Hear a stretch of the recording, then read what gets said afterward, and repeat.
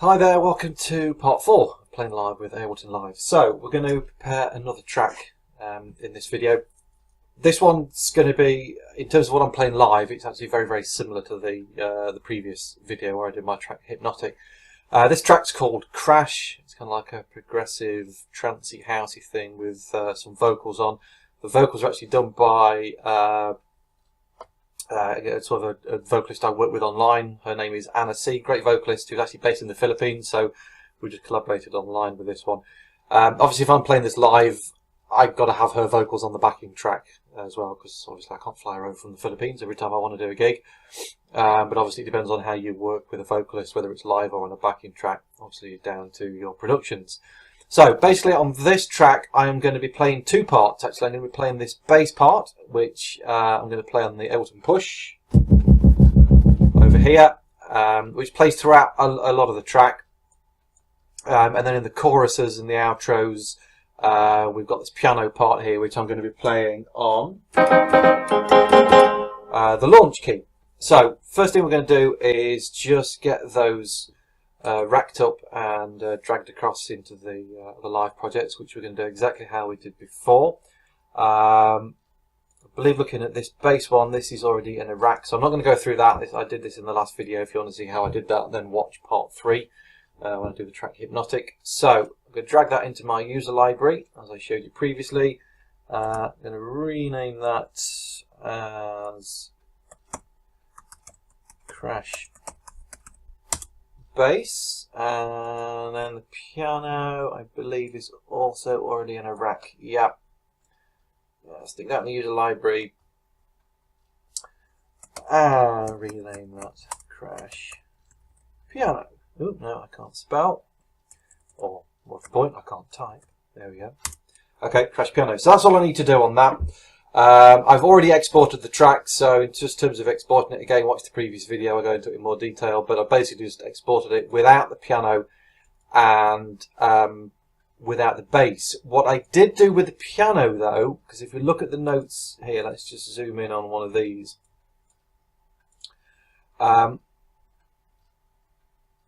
There's three things playing here. There's kind of like a bass note down here, and then these chords up here. What I did was I exported that and I left these lower notes in, purely because I've not got enough hands to play those bass notes and these notes and the bass on the push as well. And as well, when you eventually hear the track, you'll hear there's some bits where there's just piano on its own, and they're going to still be playing in the background, those lower notes. That's also going to sort of act as my metronome to keep me in time on those bits as well, where there's nothing else happening in the track. So if when you hear the track, you know, you might hear some piano going in the background, that's what that part is.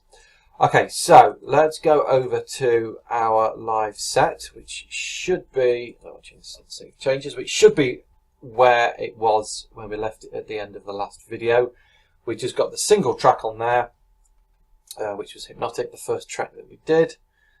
And we're going to now add this one to it, and I will show you how I use the chain selector to switch instantly between different keyboard sounds we're going to need.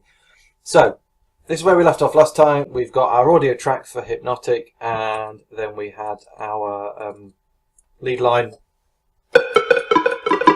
which we played on the launch key. I've now got to add the push in there. So first thing I'm going to do is rename this as I'm going to call that launch. Again, terrible typing. There we go. And we're going to need a new MIDI track now for the push. So Control Shift T on a PC gives me a new MIDI track shortcut. Rename that one as push. And so we're not picking up the MIDI from the launch key as well. We need to change the MIDIs in just to receive MIDI from the Ableton push. So there's nothing on that track whatsoever. So let's deal with the launch key first.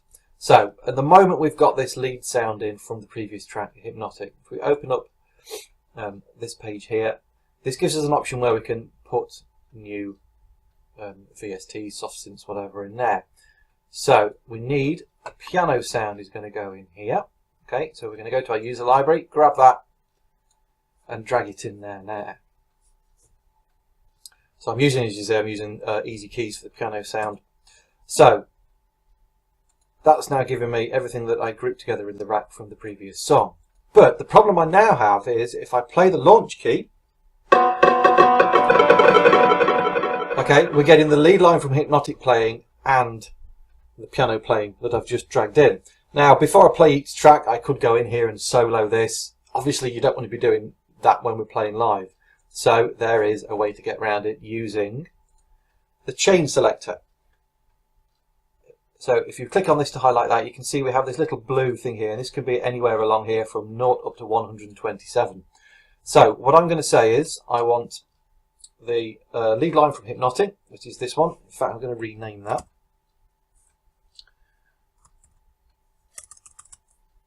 So I know which one is which. Oh, that's a long name, jeez. Right, so that is Hypnotic lead. The other one's already named correctly as Crash Piano. Right, so Hypnotic lead is going to be on chain number 1. Crash Piano, we're going to go chain number 2. Now, what we need to do is send a MIDI message to these chains to tell them when to trigger each of these. The way we do that is just with a blank MIDI clip. So for Hypnotic, I'm going to insert a MIDI clip in here. Control-Shift-M on a PC gives me a MIDI clip. We need to open up the envelope and choose Hypnotic lead, and then in this column we're going down to the chain selector, and that will already be on 0. So what will happen is when I now launch that scene for Hypnotic, okay, that should just now be playing, as we can see, the lead sound from Hypnotic, because it's telling us to, or it's telling this channel to only play anything that's on the chain selector of 0. Okay, so we're going to do the same thing for Crash. So another MIDI clip in here. Okay, I'm going to rename this scene as well. I believe Crash is 133 BPM, so we're going to stick that in there. So that will launch that again. If you're not sure what I'm on about with that, watch the previous video. I explained all that. I need to also bring the backing track in there, which should be here. From what I did earlier, Crash Live backing. Yeah, bring him in. Yeah, stick that in there for now. I'll move it in a sec. That. And we're going to warp that just so it's all nice and in time. It should be pretty straightforward to warp it. Warp it straight from there. Yeah, that's close enough. And let's just check that. Yeah, that sounds fine. Let's check the metronome.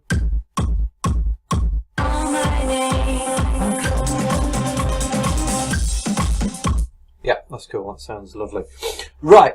So where were we? We were doing the chain selector. So at the moment, I can launch the scene for Hypnotic, and that's going to tell the launch key to play the lead line for Hypnotic. So what we need to do on this MIDI clip, again, is on the envelope, but this time we need to go to Crash Piano. I'm actually just going to rename that big group as instruments, otherwise it's going to get confusing with Hypnotic and so on. So you can see we've got instruments, that's going to be the Hypnotic one, and this is the one for Crash. So for Crash Piano, we're going to go on chain selector number 1. So that's like automating that. So when I now launch the song for Crash, over on the launch, oh, let's get rid of the metronome. Over on the launch key, it doesn't work. Why does it not work? Let's have a look.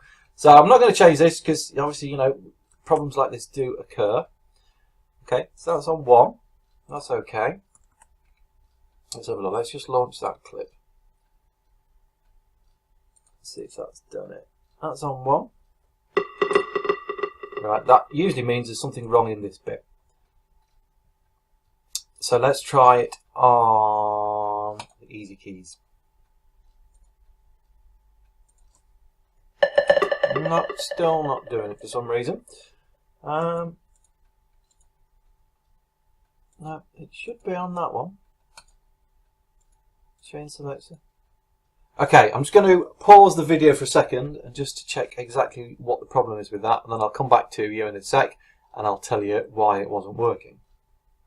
Okay, right, I'm back. I realised what the problem was. I'm going to leave that in the video because, you know, stuff doesn't always work first time, and you know, we're all human. Basically, what had gone wrong was I changed this to instruments, being clever to do that, and then forgot I changed that. So I was selecting the wrong thing down here because what we need is to select the whole instrument. So we need to select instruments. So I changed that just on the top track for Hypnotic. Is instruments just at the top there, chain selector again, and we have that on 0, and then for crash again we've highlighted instruments, chain selector is now on 1. So when I now launch the scene, or indeed just that clip, okay, so we now get just the piano. So if we just go back over to here just to sort of show you through again, so I won't launch the whole scene. I can launch either the whole scene or the clip. So if I launch that clip, that's going to give me the Hypnotic lead sign because it's telling it to read this one. If I launch that clip, it's giving me the piano. Okay, so when these are set up for each track, I don't need to worry about having to think, okay, how do I get my sounds changed on the keyboard? It's just done automatically. All you've got to remember is you've got to launch that clip or launch the scene. Usually when I'm playing live, I will just launch the scene because I might have other things on here and I don't need to think about launching that bit as well. So that is basically how we're doing it on that. So just the other thing we've got to do then, we need to get the bass into the push channel. My bass is there, so I'm going to drag that along into there. So we're using Predator Rod Pattern plugin for this. Now I'm going to do the same thing with this. Okay. I'm going to rename. Rack. I'm going to call this one Instruments Push, so I don't get it mixed up with other things. So there we've got the bass in there, and that's everything to do with this bass bit. Now obviously on the push I've not got any other tracks on this one, but there will be other things added to that. So now's the time to put our dummy MIDI clip in, and we will have this one. So remember, I'll get it right this time. Instruments push, chain selector, and we're going to leave this one at 0. Switch back over to here. So look at the chain selector here. That's on 0, so that's fine. So when I add the next thing on the push, that will be number 1 on the chain selector. So if I now launch that, hopefully my push has crashed. Just one sec. Okay, I'm just going to pause the video for a second and just reboot that. I see nothing ever works, does it? It's great. Let me just sort that out. I'll be back with you in a second. Okay, we're back. It hadn't actually crashed. Sorry for dissing the hardware. It's usually pretty reliable. Where I'd gone wrong, and again, it's good to leave these errors in here, was on the monitoring. I had it on auto. Okay, so it's not giving me, I'm not hearing anything. You need to click monitor in. I've now got the bass on push. I'm going to turn it down a bit. It's a little bit loud.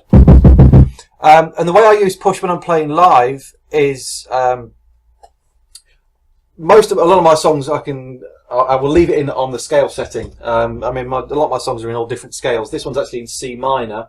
So I do need to change it for this. So I put it into scales and I choose C minor. And then really I just remember the sort of the pattern that the squares make. So for this one, where I'm playing, it's that one, and that one. So, you know, it's however you want to use it. So they then go together. Let's turn that a little bit.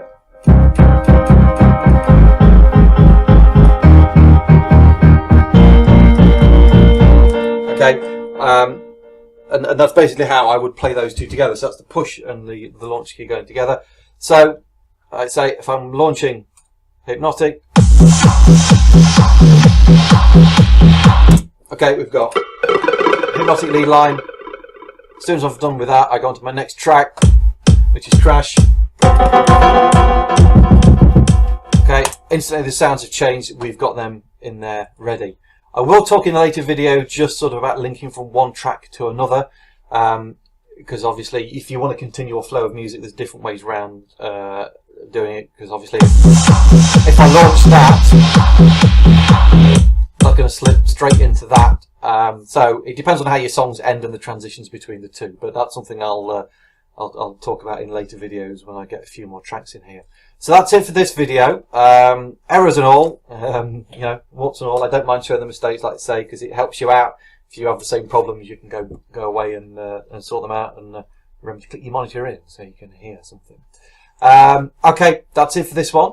Thanks for watching, and I will see you in the next video.